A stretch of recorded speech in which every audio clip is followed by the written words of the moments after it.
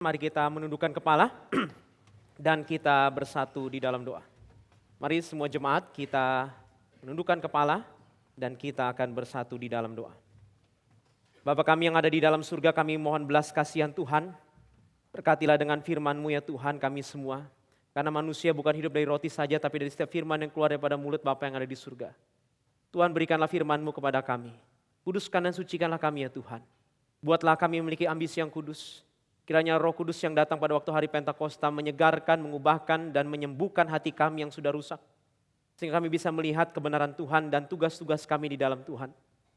Dan kami juga berdoa kepadamu ya Tuhan, supaya Engkau memberkati hamba-Mu yang berkhotbah. Karena hamba-Mu penuh dengan kelemahan, penuh dengan keterbatasan, dan juga hina. Tapi dalam kelemahan kekuatan Tuhan ditunjukkan, di dalam keterbatasan ketidakterbatasan Tuhan diperlihatkan, dan di dalam kehinaan nama-Mu dipermuliakan. Kami mohon belas kasihan Tuhan, berkatilah khotbah pada pagi hari ini. Di dalam nama Tuhan Yesus Kristus kami berdoa. Amin. Selamat pagi Bapak Ibu. Ya, Pendeta Anton pada pagi hari ini tidak bisa bersama dengan kita, karena beliau harus melayani di GRI Denpasar. Saya mau mengajak kita membuka firman Tuhan pada pagi hari ini dengan satu buah ayat Alkitab. Mari kita buka Markus 14 ayat yang ke-29. Mari kita buka Markus 14 ayatnya yang ke-29. Mari kita buka Markus pasal 14 ayatnya yang ke-29. Bapak Pendeta Anton memberikan tema pada khotbah pagi hari ini untuk merayakan hari Pentakosta, yaitu adalah ambisi untuk taat kepada Roh Kudus. Jadi Bapak Ibu dikasihi Tuhan, kalau waktu memadai, saya akan mengajarkan kepada kita dari kebenaran Alkitab beberapa poin tanda-tanda orang yang sudah memiliki Roh Kudus. Tanda-tanda orang yang ambisinya dikerjakan oleh Roh Kudus. Ambisinya sudah diubahkan oleh Roh Kudus. Jadi orang Kristen punya ambisi, tapi ambisinya sudah diubahkan oleh Roh Kudus. Mari kita baca sama-sama Markus 14 ayat yang ke-29. 1, 2, 3. Kata Petrus kepadanya, biarpun mereka semua tergoncang imannya, aku tidak. Sekali lagi. Kata Petrus kepadanya, biarpun mereka semua tergoncang imannya, aku tidak. Sekali lagi. Kata Petrus kepadanya, biarpun mereka semua tergoncang imannya, aku tidak. Bapak Ibu, saya tidak akan mengeksposi teks satu buah perikop bagi Anda pada pagi hari ini. Tetapi saya akan mengeksposi tokoh Alkitab.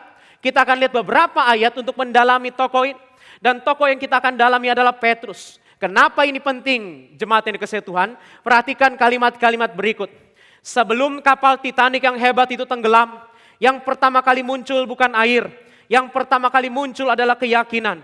Sebelum kapal itu patah di tengah laut, yang pertama kali keluar bukan gunung es. Yang pertama kali keluar adalah rasa aman.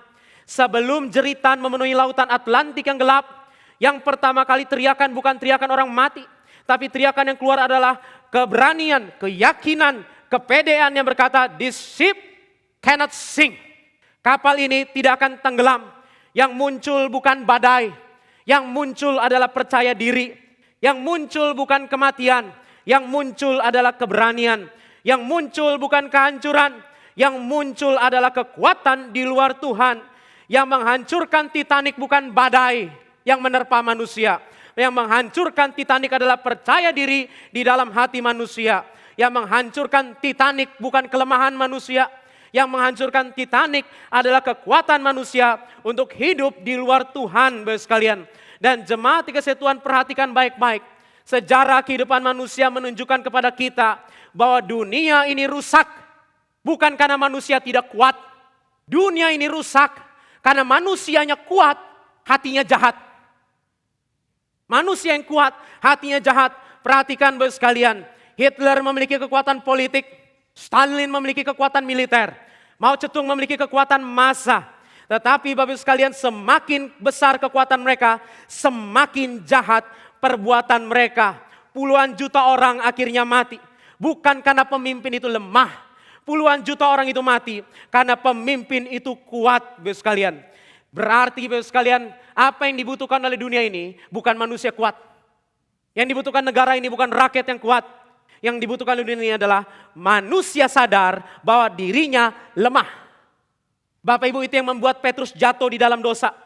Bapak perhatikan Markus 14 ayat 29 berkata apa? Biarpun mereka semua tergoncang imannya, aku tidak.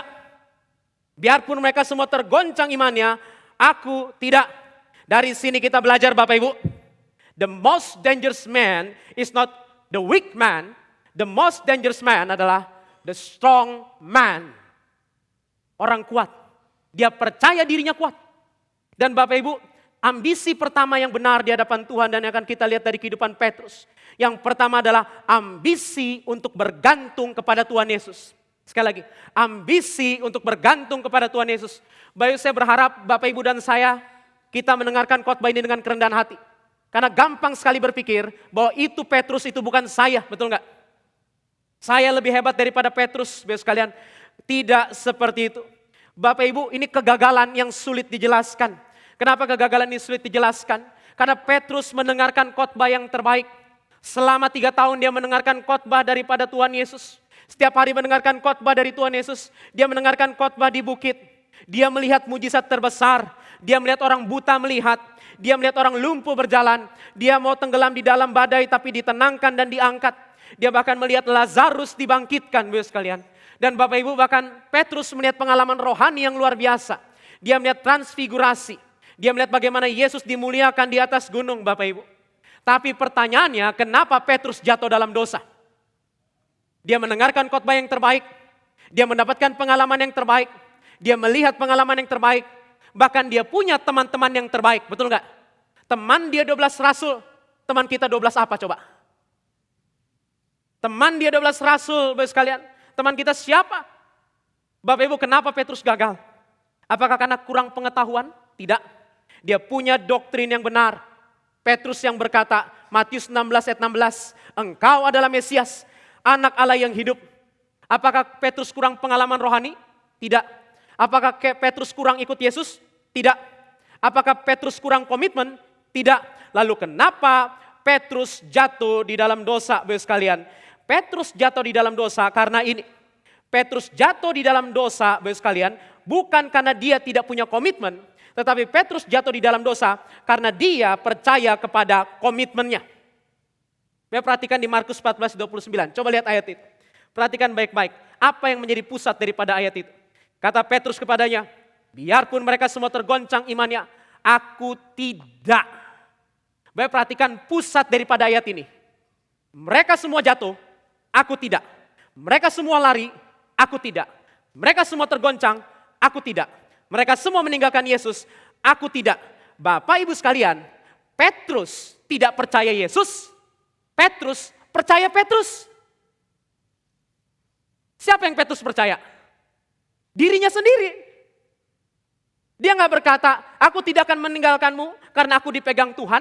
Aku tidak akan meninggalkanmu karena Roh Kudus memegang saya. Aku tidak akan meninggalkanmu karena Bapa jaga saya. Enggak loh. Dia bilang apa? Orang lain meninggalkan kamu, aku tidak. Bapak kalau mau tahu tukang gombal pertama di muka bumi, ini salah satunya, Bapak sekalian. Semua orang akan pergi, kecuali saya sayang, betul nggak? Ya, jadi kalau Anda tukang gombal, berarti Anda keturunan Petrus, jangan-jangan, Bapak sekalian. Bapak perhatikan baik-baik, fokusnya kepada siapa? Saya. Aku tidak. Before Peter deny Christ with his lips, he had already stopped depending on Christ in his heart. Sebelum Petrus menolak Yesus di mulutnya, hatinya sudah tidak bergantung kepada Tuhan Yesus. Bapak Ibu, dia pegang tangan siapa? Dia pegang komitmennya sendiri. Dia pegang komitmennya sendiri. Di sini pelajaran penting. Bapak Ibu, kita jatuh di dalam dosa bukan karena kita tidak kuat. Kita jatuh di dalam dosa karena kita pikir kita kuat. Sekali lagi Bapak sekalian, kita jatuh di dalam dosa bukan karena kita kuat. Kita jatuh di dalam dosa karena kita pikir kita kuat dan itu betul. Bapak perhatikan baik-baik, banyak kecelakaan terjadi bukan karena orang tidak jago bawa mobil, tapi karena orang pikir dia jago bawa mobil, betul nggak? Itu betul loh Bapak sekalian. Karena dia pikir dia adalah orang yang jago bawa mobil. Bapak sekalian, Bapak Ibu saya baru bisa 1 tahun bawa mobil. Ketika 3 bulan saya bawa mobil Bapak sekalian, saya bawa mobil dari Jakarta buat pelayanan ke Bandung. Dan saya bawa istri dan anak saya. Kenapa? Karena saya butuh pendoa syafaat Bapak sekalian. Ya perlu ada yang mendoakan di belakang saya Bapak Ibu. Celakanya setelah 1 jam pendoa syafaat saya tidur semua. Waduh Bapak sekalian ya. Nah Bapak Ibu sekalian bergumul sendiri. Bapak sekalian, saya begitu ngeri loh, saya pikir saya aman. Di jalan tol saya pikir saya aman. Sampai saya ketemu truk dan bus dari Jakarta ke Bandung. Itu nyawa mereka kayak nyawa kucing. Dempet terus Bapak sekalian, seperti iblis dempet kita, betul nggak? Lalu Bapak Ibu, saya itu Bapak Ibu kalau ada orang mau nyalip saya langsung bilang dalam nama Yesus. Dalam nama Yesus. Bahkan lagu rohani yang saya putar apa? Sepanjang jalan Tuhan pimpin. Bapak Ibu tahu nggak itu mobil? Mau jaraknya, Bapak saya kasih jarak 1 kilometer dari depan saya. Pokoknya saya nggak mau jarak 100 meter Bapak sekalian. Nanti kalau ngerem nabrak. Bapak bayangin loh, ujung-ujungnya saya sampai Bandung dengan selamat. Tahu nggak kenapa? Karena saya tahu saya lemah. Bapak Ibu nggak tahu loh, berapa kali sepanjang jalan saya doa Bapak kami Bapak sekalian. Karena saya tahu lemah, Bapak Ibu kehati-hatian tidak keluar dari kekuatan, tapi dari kelemahan. Kehati-hatian tidak keluar dari kekuatan, tetapi dari apa? Dari kelemahan. Makanya Bapak Ibu penelitian menunjukkan orang yang mati di kolam berenang bukan orang yang gak bisa berenang, tapi orang yang pikir dia jago berenang loh. Bapak tahu yang paling banyak mati di laut siapa? Orang bule. Nyemplung dia. Lompat dari tebing masuk ke sana keluar ketemu Tuhan. Bapak tahu gak orang bule? Saking hidupnya nyaman, dia cari ketidaknyamanan, betul gak? Saya pergi ke Bali, Bapak sekalian ke Nusa Dua, saya lihat orang bule lompat dari tebing. Istri saya nanya, gak ikutan lompat? Lu pikir gue gila, betul nggak? Bapak tahu kenapa saya hari ini bisa bertahan di sini? Karena saya berhati-hati dan jaga, betul nggak? Bapak Ibu harus bedakan antara keberanian dan kenekatan. Keberanian artinya apa? Berjalan bersama Tuhan. Kenekatan artinya apa? Berjalan tanpa Tuhan, itu nekat. Bapak Ibu Petrus ini pemberani bukan? Bukan, nekat dia. Dia percaya kepada dirinya sendiri. Kita buka 1 Korintus 10 ayat yang ke-12. 1 Korintus 10 ayat yang ke-12. 1 Korintus 10 ayat yang ke-12. Mari kita baca sama-sama. 1, 2, 3. Sebab itu siapa yang menyangka bahwa ia teguh berdiri, hati-hatilah supaya ia jangan jatuh. Sekali lagi, 1, 2, 3. Sebab itu siapa yang menyangka bahwa ia teguh berdiri, hati-hatilah supaya ia jangan. Nah karena itu Bapak perhatikan baik-baik. Ketika Roh Kudus masuk ke dalam Petrus, apakah dia menjadi kuat? Enggak. Setelah Pentakosta, orang yang percaya diri ini berubah total. Coba kita tutup poin yang pertama dengan ayat dari Kisah Rasul 4 ayat yang ke-12. Kisah Rasul 4 ayat yang ke-12, izinkan saya bacakan bagi Anda semua. Kisah para Rasul 4 ayat yang ke-12. Dengarkan baik-baik. Dan keselamatan tidak ada dalam siapapun juga selain di dalam Dia. Dan keselamatan tidak ada di dalam siapapun juga selain di dalam Dia. Sebelum Pentakosta dia mengatakan apa? Keselamatan ada di dalam saya, betul nggak? Saya kuat, saya bisa, saya hebat. Tetapi setelah Pentakosta, Bapak sekalian, dia berkata apa? Tidak ada keselamatan di luar Dia. Sebab di bawah kolong langit tidak ada nama yang diberikan kepada manusia yang olehnya kita dapat diselamatkan. Berarti Bapak Ibu, ciri-ciri orang yang kepenuhan Roh Kudus apa? Bukan percaya diri. Bukan pede, tapi PT. Apa tuh Pak? Perseroan terbatas ya? Bukan. Percaya Tuhan. Bapak sekalian, inilah kunci kehidupan. Bukan self-esteem, but self-denial. Itu beda loh. Anda kalau masuk dunia pendidikan, Anda kalau masuk dunia populer, yang diajarkan apa? Self-esteem, love yourself, trust yourself. Let me tell you something today. Do not trust yourself. Trust in Jesus. Percaya kepada Yesus, self-denial. Itulah keunikan Kristen Bapak sekalian. Makanya Bapak Ibu Charles Spurgeon dalam hal ini dengan sangat baik mengatakan, self-confidence is the first step to a fall. Self-confidence is the first step to a fall. Itulah bedanya motivator and preacher. Motivator Bapak Ibu membuat orang percaya diri. Preacher membuat orang percaya Tuhan. Jangan bangga kalau anak pede. Bangga anak kalau dia percaya Tuhan. Jangan bangga kalau anak kuat. Bangga kalau anak lemah. Sadar dia butuh Tuhan. Celakanya anak kita pergi ke sekolah, gurunya bilang kayak gini, selamat pagi anak-anak luar biasa. Siapa yang luar biasa? Saya. Gitu kan? Siapa luar biasa? Saya. Kalau Anda masuk sekolah Kristen Calvin, siapa yang berdosa? Saya. Gitu kan?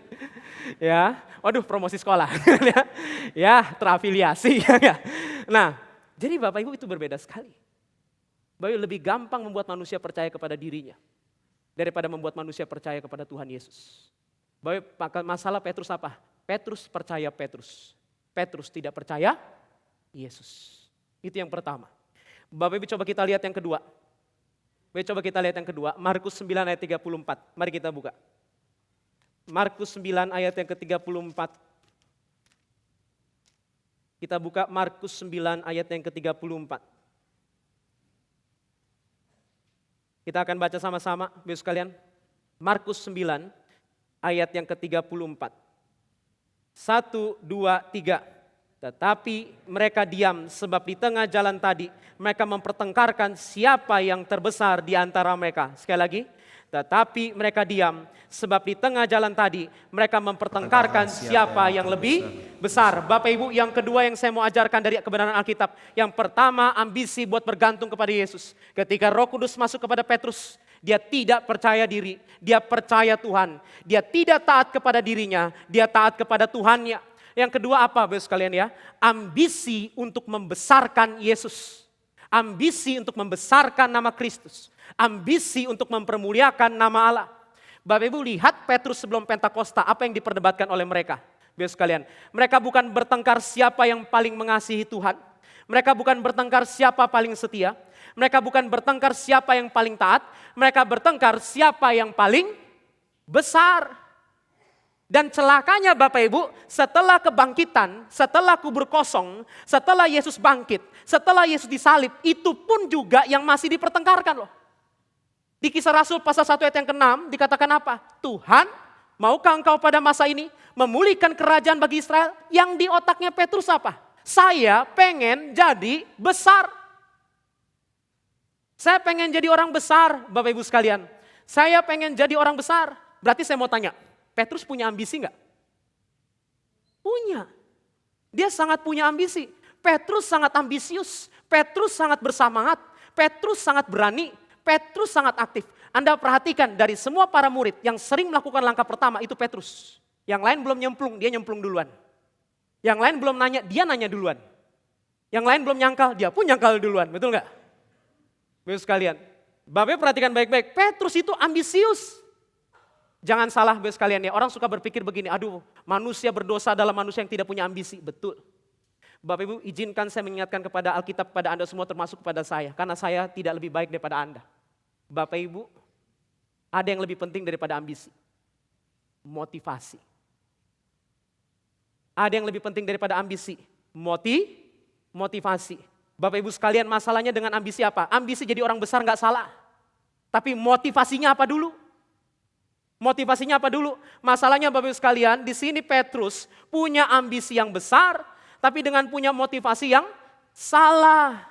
Motivasinya salah. Petrus ingin menjadi besar, Petrus ingin menjadi penting, Petrus ingin menjadi orang utama. Nah celakanya Bapak Ibu, menularkan motivasi yang salah lebih gampang menularkan daripada menularkan ambisi yang salah. Lebih gampang loh. Akhirnya Yohanes sama Yakobus punya motivasi yang salah juga. Coba kita buka.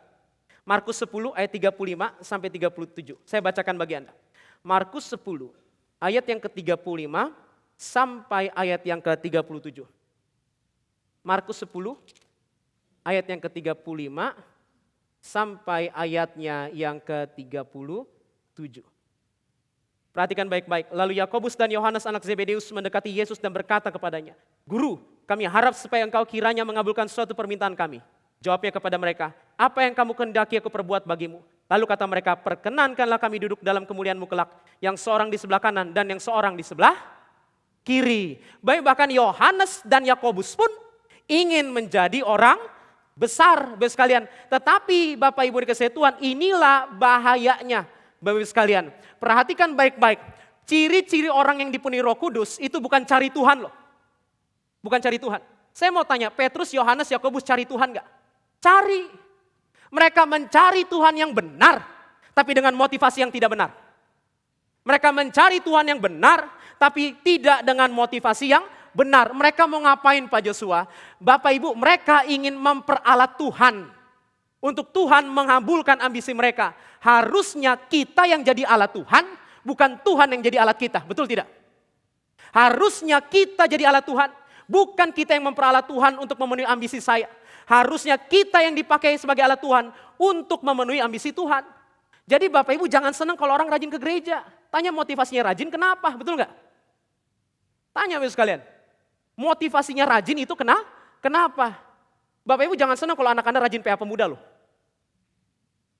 Jangan-jangan Bapak Ibu bukan karena ada Tuhan di tengah-tengah pemuda. Tapi karena ada seorang pemudi di tengah-tengah pemuda, betul nggak? Itu bagaimana? Wah Pak, saya Alkitabiah Pak, kenapa ada Betsibah di situ gitu kan? Yang nggak bisa Bapak Ibu sekalian. Nggak bisa kayak begitu. Bapak Ibu dulu waktu saya kuliah, waktu itu saya sama mantan pacar saya. Wah Bapak punya pacar berapa? 1, namanya Fikari Seli. Sekalian ya, sekarang sudah jadi istri. Nah Bapak waktu itu kami dikasih tugas, pergi ke gereja yang sesat, pelajari ibadah yang sesat. Luar biasa tugasnya kan? Jadi KU 1 kami ibadah di RMCI, setelah itu kami cari tempat sesat. Kan? Dan kami pun tersesat ya. Saya nggak sebut nama gerejanya, kami datang ke sana, di situ ada perjamuan kudus. Bapak perjamuan kudus mereka tidak elegan seperti kita.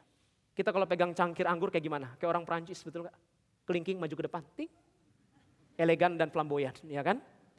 Bapak Ibu, waktu saya ngambil ditawarin, Pak mau anggur perjamuan kudus? Iya, boleh minta 1. Saya ambil 1. Orangnya nanya, nggak lebih Pak? Hah? Saya pikir ini ada diskon atau apa, betul nggak? Lalu Bapak Ibu ketika saya ambil itu perjamuan kudus, saya masuk ke dalam sama istri saya nengok ke belakang ada ibu-ibu. Waktu ditawarkan ambil perjamuan kudus, itu anggur perjamuan kudusnya kayak agar-agar Inako, kalau Anda tahu ya. Lalu Bapak Ibu diambil 1 kantong plastik, itu anggur semua dimasukin ke dalam. Dia bawa 1 gentong kayak gini. Saya kaget. Saya kurang beriman, Bapak sekalian kan. Lalu saya lihat yang lain juga kayak begitu, ngambil semua. Waktu saya masuk ke dalam, lalu perjamuan kudus dimulai. Lalu si orangnya mengatakan gini, angkat cangkirnya. Saya angkat cangkir saya. Lalu pacar saya juga angkat cangkirnya, si Sally. Lalu kelingking kami udah kayak begini, udah rapi. Tahu gak mereka kayak gimana? Mereka udah kayak film Lion King, angkat Simba. Angkat kayak begini Bapak sekalian. Lalu saya udah kaget kayak begitu, saya pikir kenapa anggurnya banyak? Di situ saya baru tahu, itu anggur. Bapak Ibu sama kayak minyak dari Gunung Kliwon Bapak sekalian kan. Gak ada bedanya. Tahu gak, tiba-tiba hamba Tuhan yang ngomong kayak begini. Ini saya verbal meniru ya. Dia mengatakan gini, Bapa yang di dalam surga berkati anggur dan cawan yang ada di depan kami.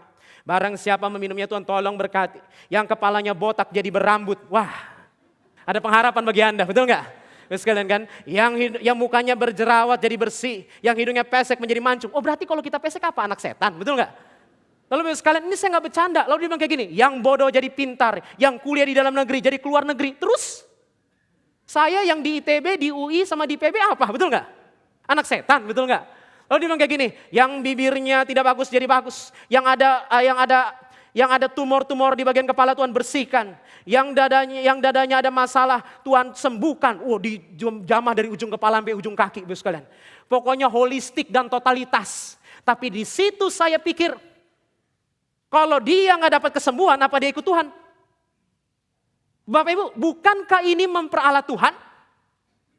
Harusnya kita dipakai sebagai alat, bukan dia jadi alat saya.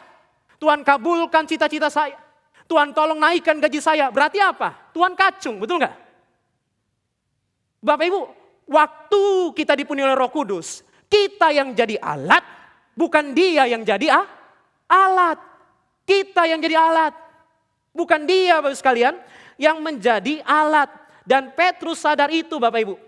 Setelah dia bertobat, setelah dia Pentakosta Bapak Ibu, dia dipakai sebagai alat. Coba kita buka Kisah Rasul pasal 2. Kisah Rasul pasal yang kedua. Kisah Rasul pasal yang kedua, Bapak Ibu. Kita baca sama-sama ayatnya yang ke-36. Perhatikan setelah Pentakosta, siapa yang dibesarkan. Sebelumnya ambisi Petrus adalah membesarkan namanya. Sekarang dia membesarkan nama Tuhan. 1, 2, 3. Jadi seluruh kaum Israel harus tahu dengan pasti bahwa Allah telah membuat Yesus yang kamu salibkan itu menjadi. Bapak Ibu, inilah ciri orang yang dipenuhi Roh Kudus. Bukan dia berambisi membesarkan namanya, obsesi membesarkan nama dia sendiri, sekarang berubah menjadi obsesi membesarkan nama Tuhan. Dulu dia memperalat Tuhan, sekarang dia dipakai sebagai alat oleh Tuhan. Bapak Ibu, lalu mungkin Anda berpikir, hamba Tuhan mah enak. Enggak Bapak Ibu, saya pun bisa jatuh dalam dosa. Kemarin kakek kenal di Tanah Karo, saya mengaku dosa, saya jatuh di dalam dosa. Waktu hari-hari terakhir, saya mau khotbah di SMP Negeri 3 Brastagi. Bapak Ibu, rekor saya Bapak Ibu kalau ikut kakek regional tidak pernah hujan pagi dan siang. Gak pernah.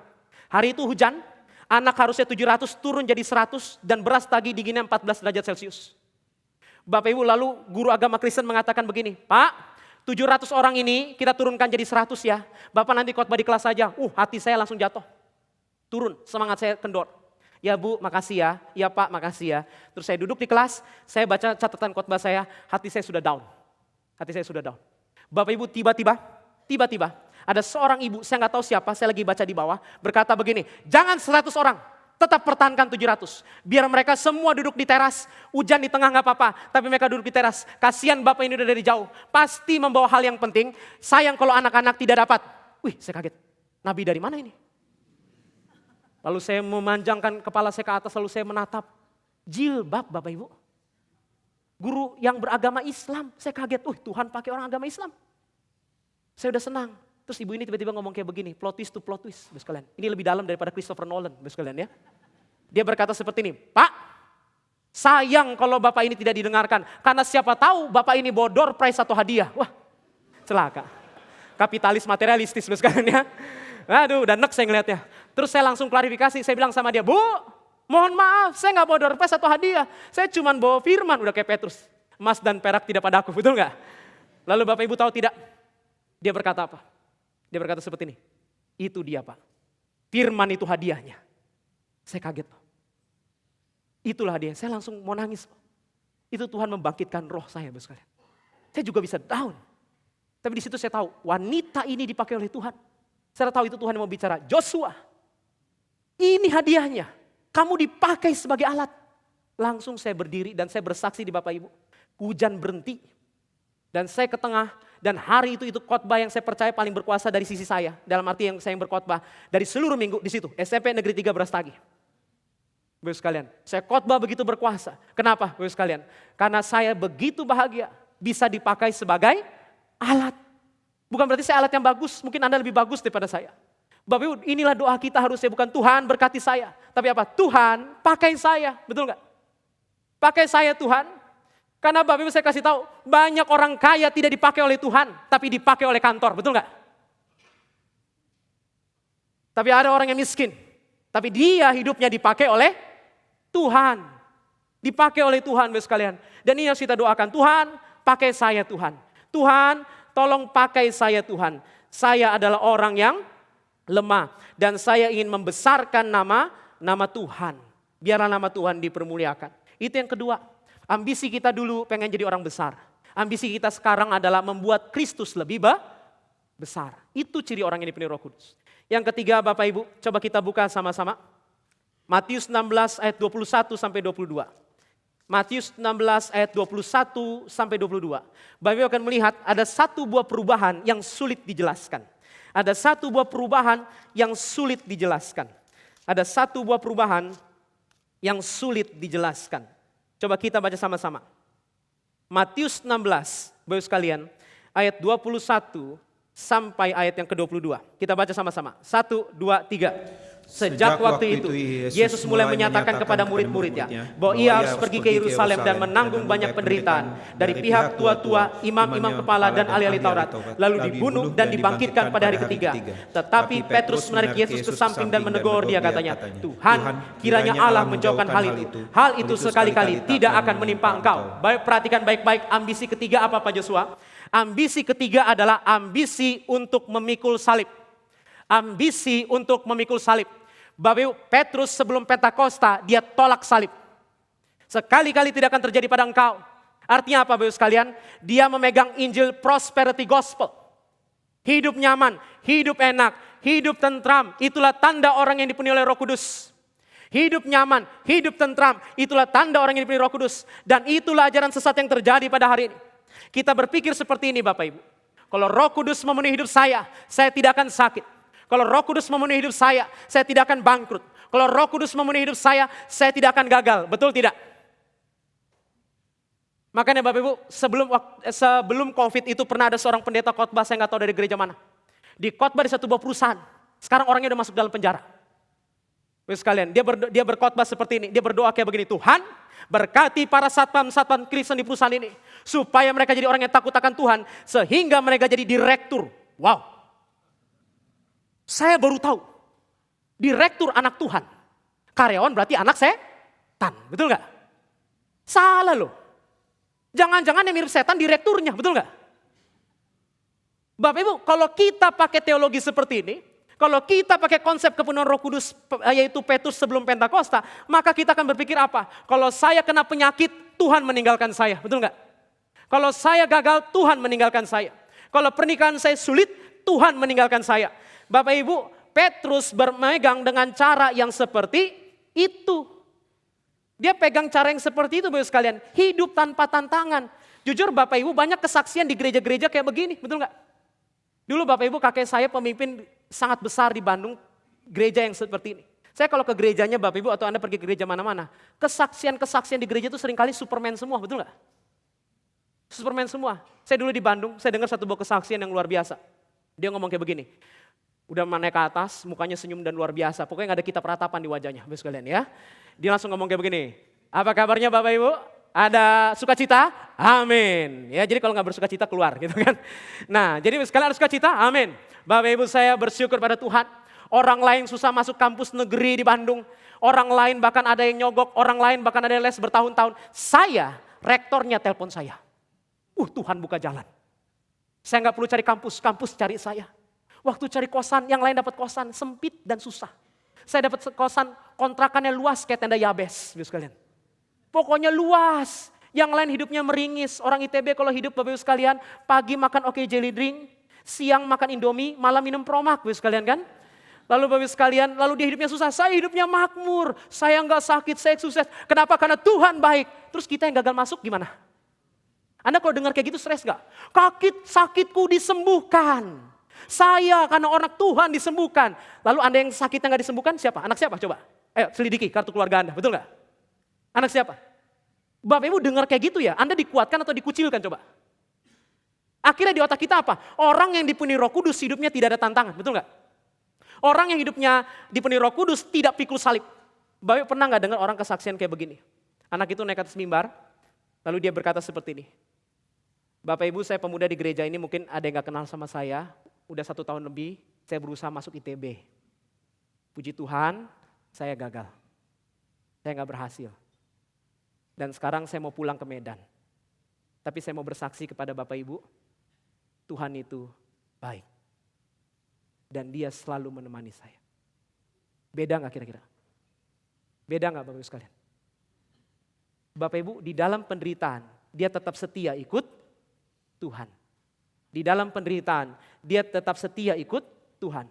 Bapak Ibu, salah satu kesaksian dalam hidup saya adalah mama saya sendiri. Dia kena kanker payudara asal Bapak Ibu tahu. Bapak Ibu, waktu dia sakit atau apa saya suka perhatikan ya.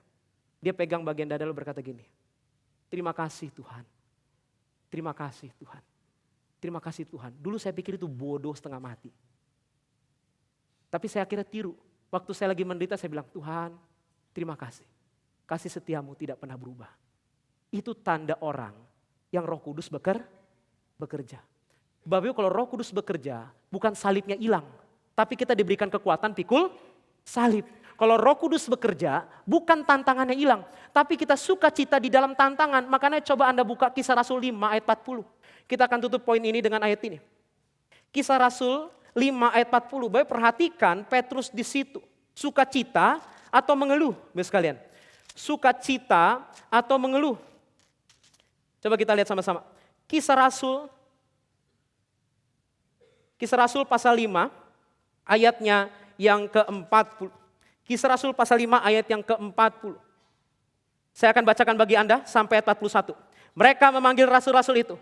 Lalu menyesal mereka dan melarang mereka mengajar dalam nama Yesus. Sesudah itu mereka dilepas. Disesatnya apa? Digebukin. Dan Bapak Ibu dulu Petrus tidak mau pikul salib. Dia merana. Tapi ayat 41 coba Anda lihat.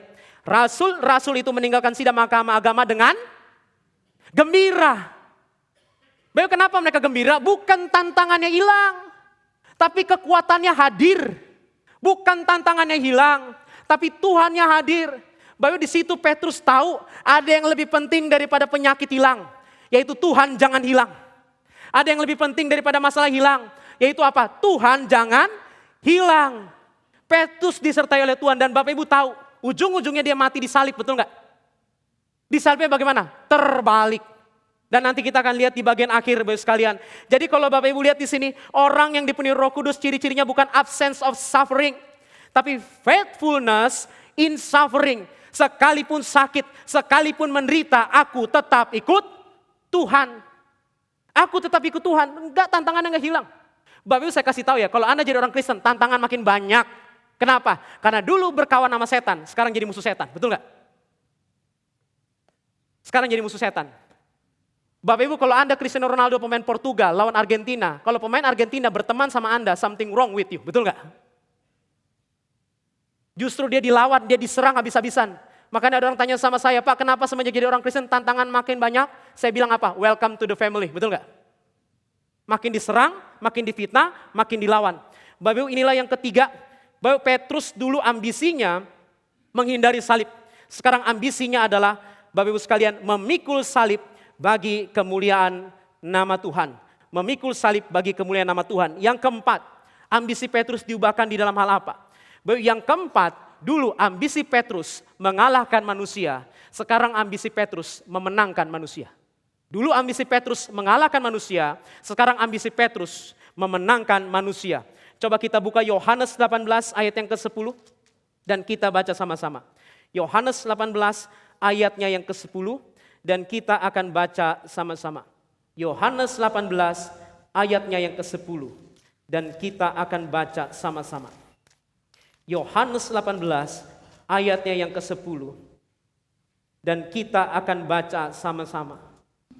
Yohanes 18 ayatnya yang ke-10. Kita baca sama-sama pada hitungan yang ketiga. 1, 2, 3. Lalu Simon Petrus yang membawa pedang menghunus pedang itu, menetakannya kepada hamba imam besar, memutuskan telinga kanannya. Nama hamba itu Malkus. Camkan ini baik-baik. Sebelum Pentakosta, Petrus mengandalkan pedang jasmani. Buat apa? Mengalahkan dan membunuh musuhnya. Mengalahkan dan membunuh musuhnya. Setelah Pentakosta, setelah Roh Kudus masuk, perubahan besar terjadi. Kisah Rasul pasalnya yang kedua. Saya akan bacakan buat Anda. Kisah para Rasul pasalnya yang kedua ayat 40. Bapak perhatikan sekarang dia bawa apa. Dengan banyak perkataan lain lagi ia memberi suatu kesaksian yang sungguh-sungguh. Dan ia mengecam dan menasihati mereka. Dan katanya berilah dirimu diselamatkan dari angkatan yang jahat ini. Orang-orang yang menerima perkataan itu memberi diri dibaptis. Dan pada hari itu jumlah mereka bertambah kira-kira 3.000 jiwa. Bapak Ibu lihat, sebelum Pentakosta, Petrus bawa pedang jasmani. Sesudah Pentakosta dia bawa pedang apa? Pedang roh. Dia bawa firman. Dulu dia mau mengalahkan musuhnya. Sekarang Bapak Ibu dikasih Tuhan, dia mau ngapain? Dia ingin memenangkan musuhnya. Beda jauh. Bapak Ibu, saya mau kasih tahu kenapa pedang jasmani itu bahaya. Karena begini, pedang jasmani hanya bisa mengubah perilaku manusia, tidak akan pernah bisa mengubah hati manusia. Bapak pikir kehadiran polisi, waktu polisi hadir di perempatan, orang jadi tertib lalu lintas nggak? Tertib aturan nggak? Tertib aturan. Tetapi kalau polisinya hilang, mereka tetap tertib aturan nggak? Langsung liar, Bapak sekalian kan? Bapak Ibu, saya juga mau ngaku dosa.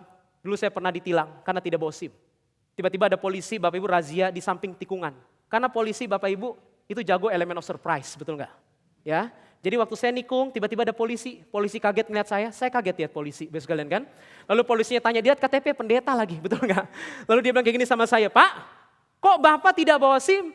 Ya, saya jawab, karena saya nggak tahu Bapak ada di sini, betul nggak? Kalau Bapak ada di sini, saya bawa SIM, Pak, gitu kan. Tapi Bapak Ibu itu menunjukkan hati kita kan.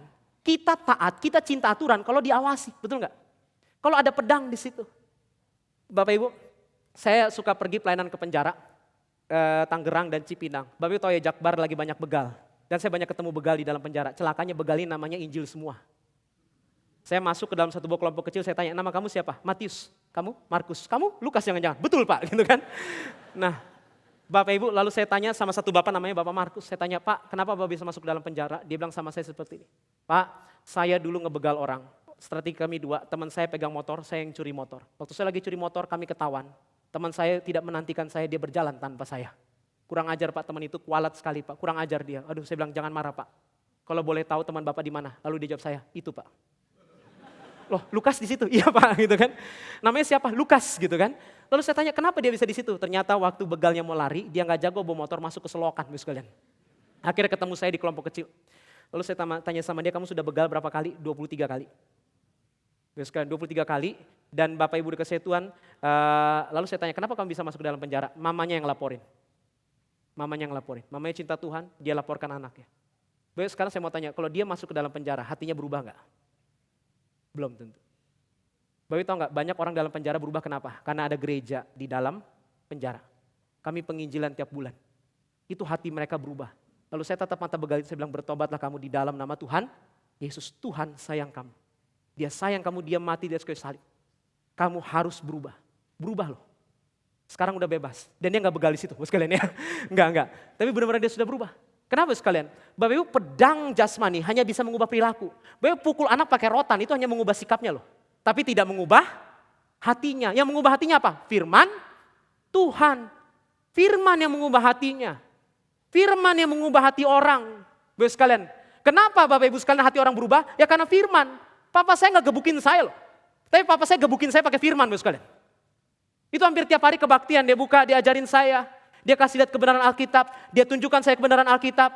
Pengalaman yang saya paling nggak lupa Bapak Ibu sekalian, itu waktu itu kami pernah tinggal di Depok, dia bentangkan peta Indonesia. Lalu dia berkata seperti ini, Joshua, 200-an jiwa belum percaya Tuhan Yesus. Tapi karena begitu besar kasih Allah akan dunia ini, sehingga ia mengaruniakan anak yang tunggal. Itu berbekas. Pedang roh yang membuat kita untuk percaya. Yang membuat kita percaya apa? Pedang roh. Dan Bapak Ibu buka Kisah Rasul 2. Coba buka Kisah Rasul pasalnya yang kedua. Kisah Rasul pasalnya yang kedua. Bapak baca sama saya ayat yang ke-14 sama-sama. Kisah Rasul pasal yang kedua ayat yang ke-14. 1, 2, 3. Maka bangkitlah Petrus berdiri dengan ke-11 rasul itu. Dan dengan suara nyaring ia berkata kepada mereka, hai kamu orang Yahudi, dan kamu semua yang tinggal di Yerusalem, ketahuilah dan camkanlah perkataanku ini. Perkataan itu ya, camkanlah firman ini. Camkanlah firman ini. Bapak Ibu, kalau kita mau mengubah hati anak-anak, mau mengubah hati istri, mau mengubah hati suami, tidak ada jalan lain kecuali firman. Pulang ke rumah.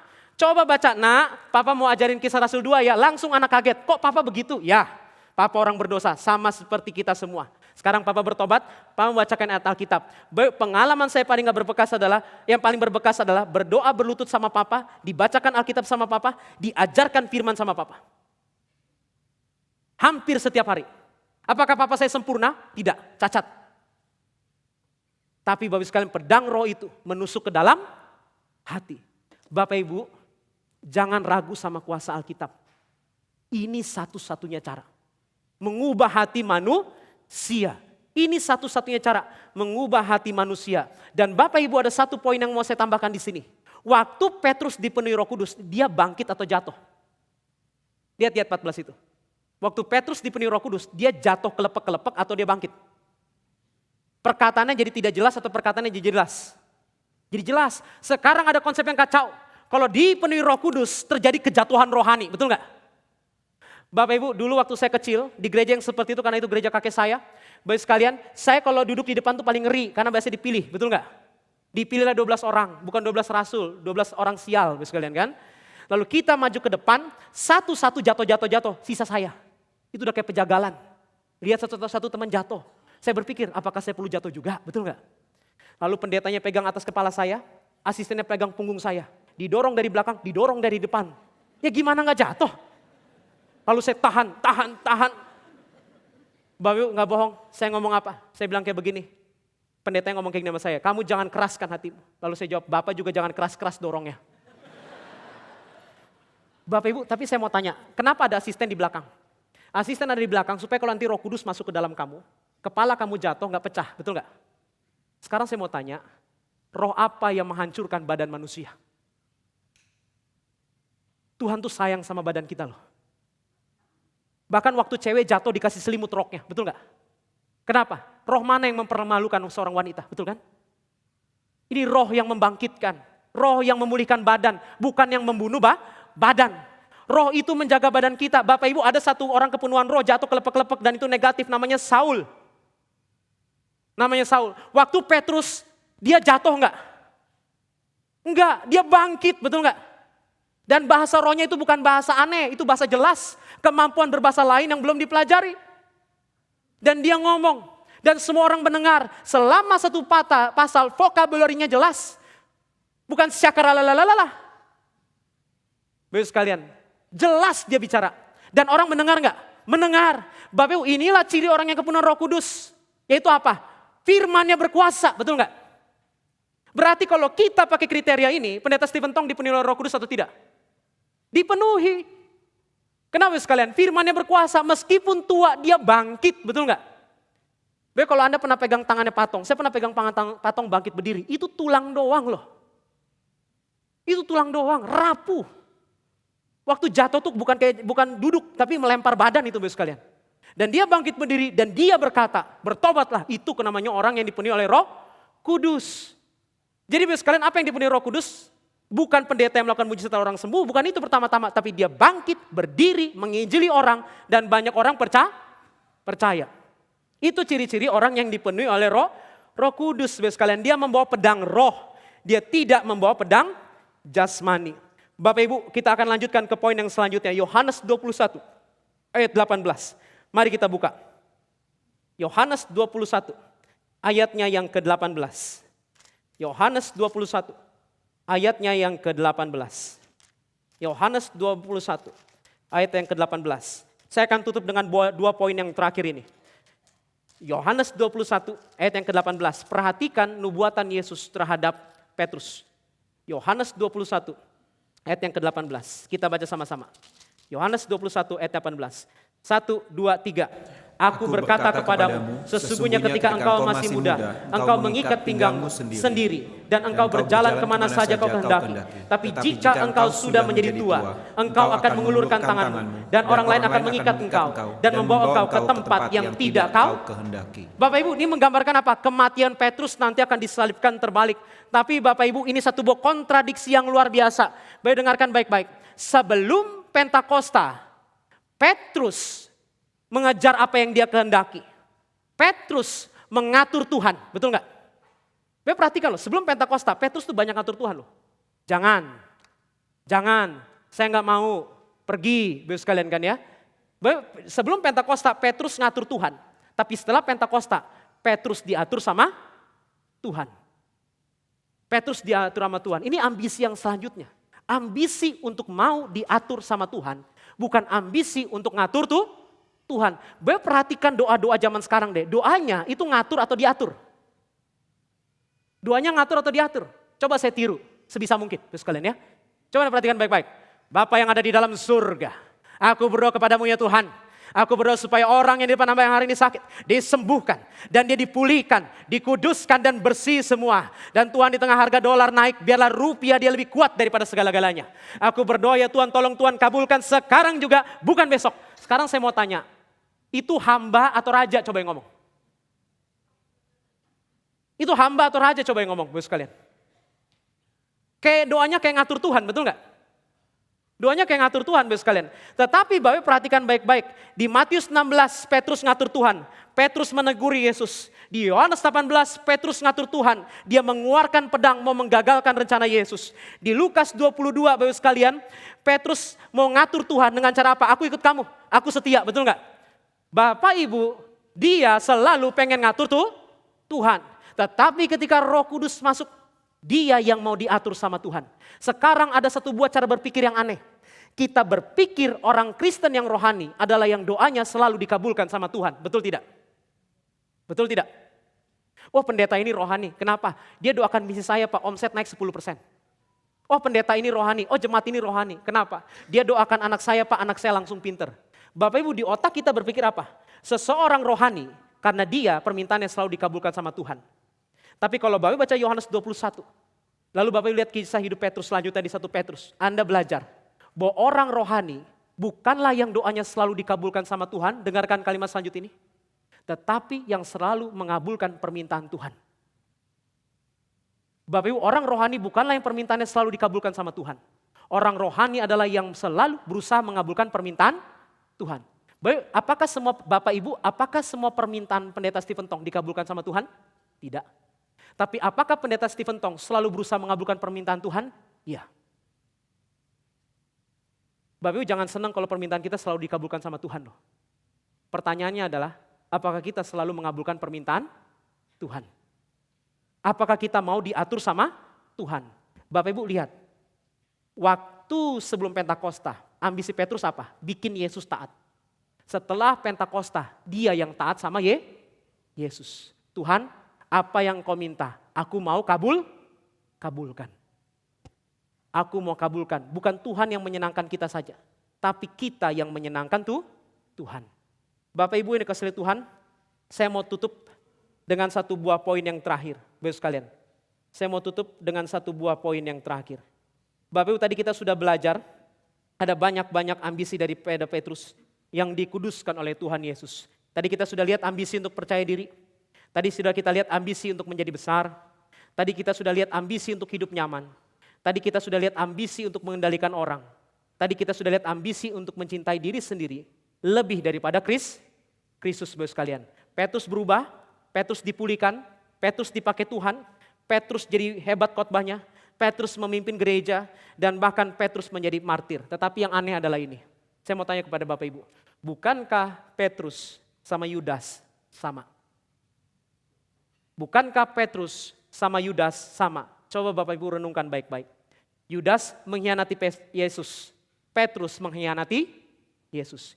Yudas gagal ikut Yesus, Petrus gagal ikut Yesus. Yudas jatuh ikut Yesus, Petrus jatuh ikut Yesus. Yudas hancur, Petrus hancur. Pertanyaan saya bagi kita semua termasuk kepada saya, Bapak sekalian, kenapa yang satu dibinasakan, yang satu diselamatkan? Betul nggak?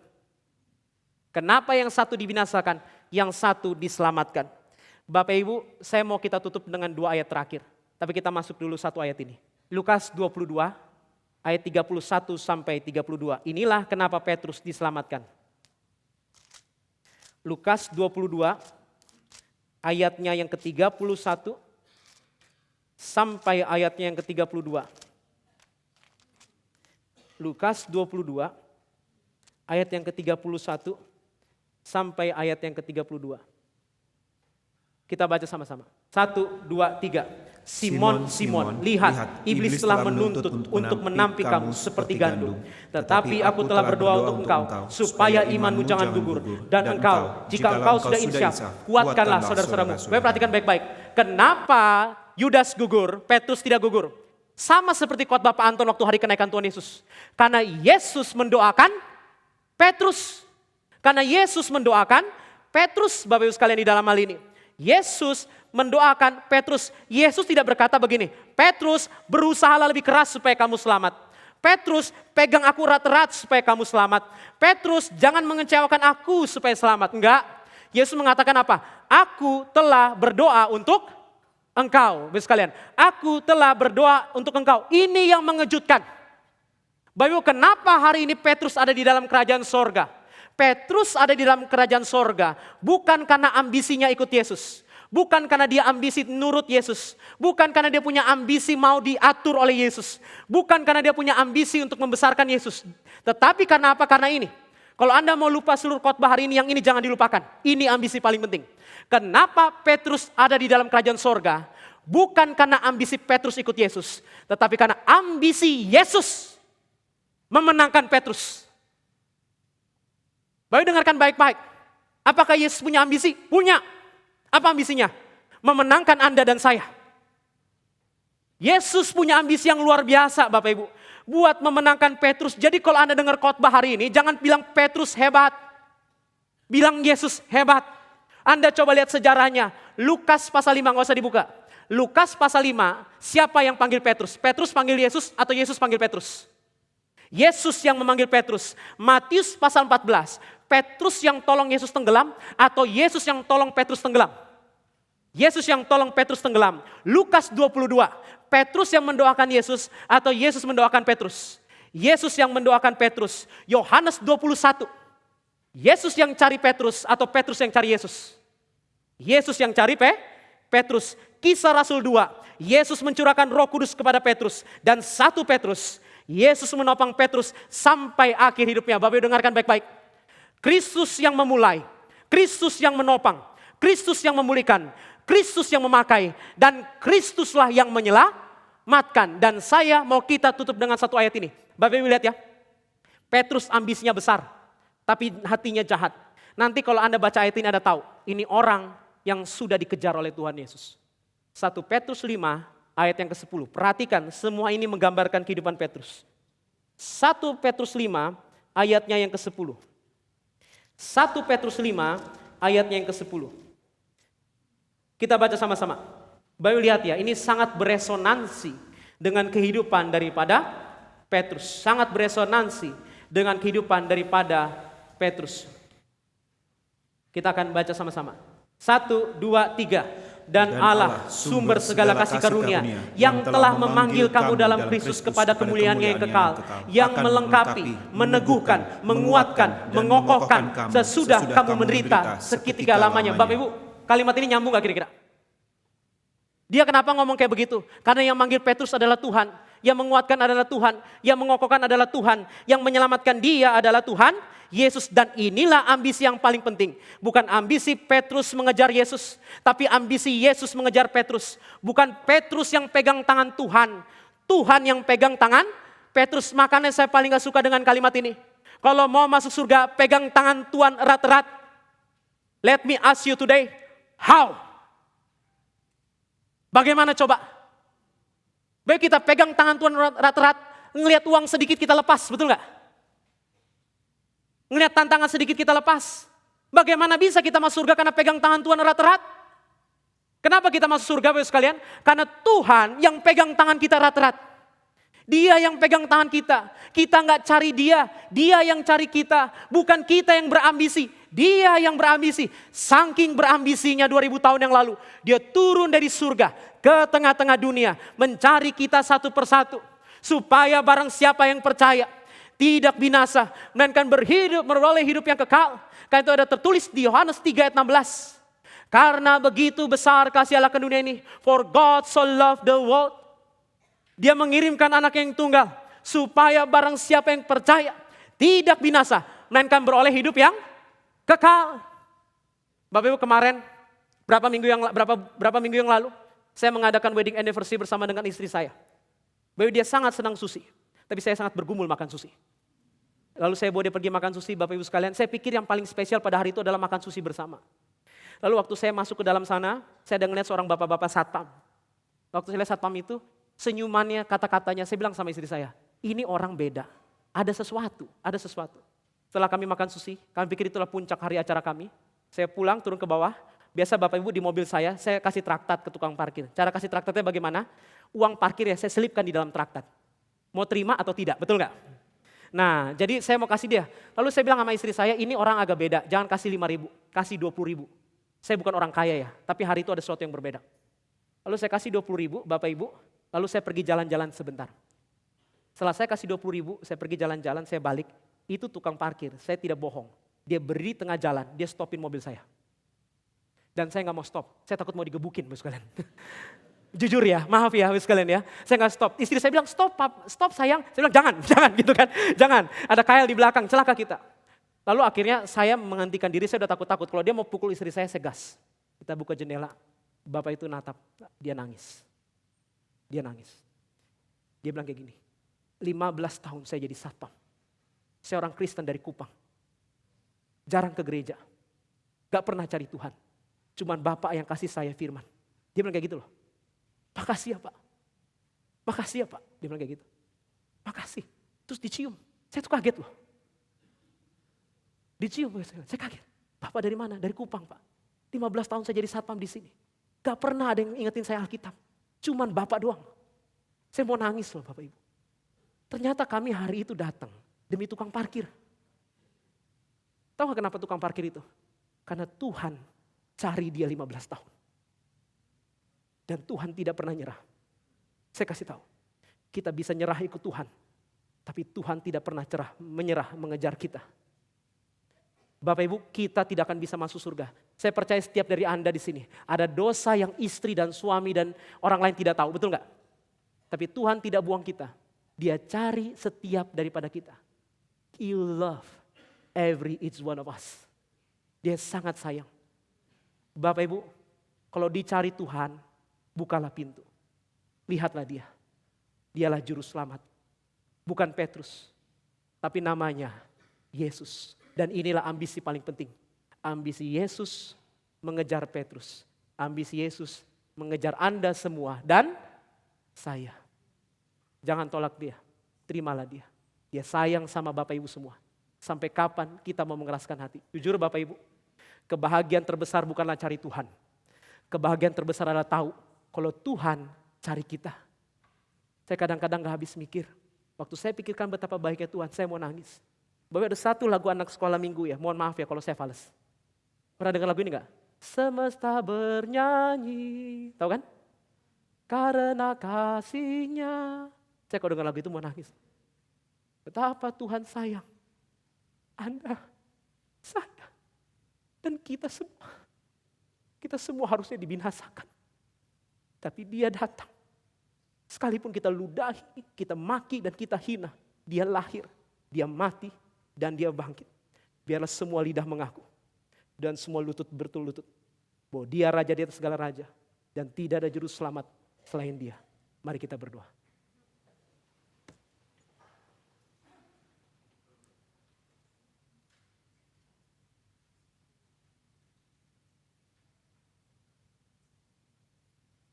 Bapa yang ada di dalam surga, kami berdoa di hadapan-Mu ya Tuhan. Terima kasih untuk kasih setiamu yang tidak pernah berubah. Terima kasih untuk rahmat-Mu yang selalu baru setiap pagi. Terima kasih sudah menjadi gunung batu bagi kami. Terima kasih sudah memegang tangan kami waktu susah. Terima kasih tidak pernah menyerah mengejar kami ya Tuhan. Terima kasih kami yang najis ini masih dicari, disayang, diselamatkan, dikuduskan, dijaga, dipelihara, dan dipakai sebagai alat. Tuhan, kami tidak bisa menggambarkan kebaikan-Mu dengan kata-kata. Kasih setiamu sungguh tiada tara ya Tuhan. Dan inilah doa kami. Buatlah kami semua sadar betapa panjangnya, lebarnya, dalamnya, tingginya, luasnya kasih Tuhan kepada kami semua. Tuhan, kuduskanlah ambisi kami. Kami minta maaf ya Tuhan, bukan hanya jemaat-Mu tapi juga hamba pribadi. Karena ambisi hamba dan ambisi kami seringkali kotor. Ambisi kami belum dipenuhi oleh Roh Kudus. Kami tidak mau diatur, kami mau ngatur ya Tuhan. Ampuni kami ya Tuhan, karena Engkau begitu baik, tapi kami begitu jahat. Tuhan, hamba berdoa supaya kami semua melihat betapa baiknya Tuhan. Sehingga hidup kami diubahkan, ambisi kami diubahkan. Seperti Petrus ya Tuhan. Bahkan kami lebih buruk daripada Petrus. Petrus hatinya diubahkan, ubahkanlah kami. Pakailah kami ya Tuhan, gunakanlah kami. Jangan sampai mati Engkau tidak pakai kami ya Tuhan. Karena berarti kami tidak berguna. Tuhan, kalau ada di antara kami ada orang yang jahat, najis, dan termasuk kami semua, yang takut karena dosa Tuhan gak sayang. Ingatkan bahwa Tuhan sayang dengan dia. Dan Tuhan cari dia terus. Tuhan cari kami terus. Dan biarlah kami percaya bahwa Tuhan itu baik. Lebih baik daripada siapapun juga. Terima kasih untuk berkat-Mu. Terima kasih untuk firman-Mu. Ubahkan hati kami dan pakailah kami. Di dalam nama Tuhan Yesus kami mohon dan berdoa. Amin. Bapak Ibu, ada beberapa pengumuman yang perlu saya tekankan dari atas mimbar ini sebelum kita memberikan persembahan. Yang pertama, Bapak Ibu, gereja kita akan mengadakan retreat dengan tema The Triune God and the Church, the God of Truth, the Hope of Glory, and the Wellspring of Life. Yang akan dipimpin oleh Pendeta Anton dan rekan-rekan. Bapak Ibu, nanti di situ ada sesi pleno di mana kita digabung semua, tapi juga ada kapita selekta di mana sesi akan dipisahkan menurut beban dan pergumulan masing-masing. Jadi kami berharap Bapak bisa ikut. Ingat, Gary Kebun Jeruk punya retret 3 tahun sekali. Jadi kalau Bapak Ibu ada liburan, mau keluar kota, keluar Jawa, keluar negeri bahkan, hari ini keluar ke Bogor aja, Bapak sekalian ya. Jadi kita sama-sama ke Bogor, di situ Bapak Ibu ada alamatnya, Taman Bukit Palem Resort Bogor. Mungkin Bapak Ibu bertanya, Pak nggak ada tempat retret yang lain? Bukan nggak ada yang lain, nggak ada yang lebih besar, Bapak sekalian. Kalau nggak muat. Kalau Bapak Ibu mau tempat retret yang lain, Bapak Ibu yang bikin, nanti kita yang sewa, Bapak sekalian ya. Jadi Bapak Ibu, ini tempat sangat bagus, saya sudah pernah ke sana dan firman Tuhan yang disampaikan juga begitu menjadi berkat. Mari kita booking tanggalnya, kita sama anak-anak pergi. Kenapa sama anak-anak? Gak usah khawatir, ada sekolah minggu yang diajar oleh guru-guru sekolah minggu dan juga mungkin akan diajar oleh hamba-hamba Tuhan. Jadi anak-anak ada kelasnya, orang-orang tua juga ada kelasnya. Bapak sekalian ya. Dan juga ada Bible Camp. Bapak Ibu jangan lupa untuk ikut Bible Camp. Segera mendaftarkan diri ke anak-anak yang ada di bawah. Ke resepsionis yang ada di bawah. Daftarkan anak-anak Anda. Bapak Ibu temanya sangat menarik. Kasihlah Tuhan dan Papa, Mama. Kalau Bapak Ibu merasa kurang disayang anak, kirim Bapak sekalian ya. Supaya anak-anak bisa bertobat, berubah, tapi yang paling utama kita bikin dia mengasihi Tuhan. Bapak Ibu mohon maaf, acara Bible Camp bakal kebanyakan firman Tuhan. Ada orang tua komplain sama saya, Pak, kenapa acaranya dikit-dikit firman? Itu komplain yang sangat aneh. Kalau Bapak Ibu pergi ke kafe, ke tempat kopi, lalu Anda marah, kenapa dikit-dikit kopi? Aneh nggak? Mana rendangnya? Bapak Ibu itu kalau kopi masukin rendang, krisis eksistensial dia, betul nggak? Dia akan berhasil sebagai nasi padang, tapi dia gagal sebagai kafe, ya kan? Bapak sekalian, kalau kopinya kalau dikit-dikit kopi itu namanya toko kopi yang setia. Tapi kalau kopinya dikit-dikit itu namanya krisis eksistensial, betul nggak? Bapak Ibu kalau anak Anda pergi ke gereja, dikit-dikit main, jangan-jangan bukan gereja, fun, betul nggak? Bapak Ibu Bible Camp itu bukan playground, Bible Camp itu holy ground, Bapak sekalian. Dan di situ dikit-dikit firman. Yang celaka kalau firmannya dikit, betul nggak? Kirimlah anak Anda ke sana supaya dibentuk oleh firman yang begitu berlimpah dan ajak mereka untuk ikut Tuhan. Dan Bapak Ibu ada buku momentum yang baru, Dinamika Hidup dalam Pimpinan Roh Kudus. Anda bisa beli di bawah. Dan Per Remaja Gabungan bulan depan akan dipimpin oleh Vicaris Carlos, The Secret of a Blessed Life, Discerning God's Will for the Future. Jadi kalau anak-anak mau kuliah, anak-anak mikirkan masa depan, masih bingung, ajak dia supaya banyak belajar dari Pak Vicaris Carlos. Mari kita memberikan persembahan sebagai bentuk ucapan syukur.